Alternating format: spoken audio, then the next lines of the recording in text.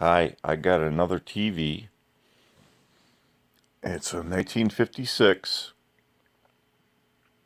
and I'm going to plug it in. It needs all caps and everything, but I don't know. It's pretty cool.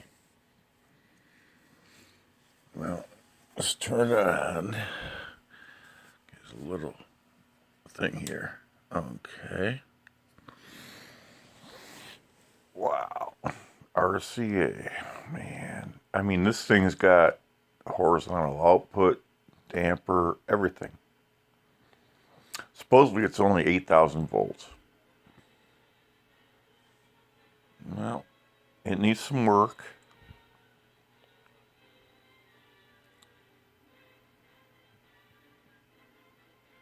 But it's got high voltage. It just, it's a miracle. It even has that.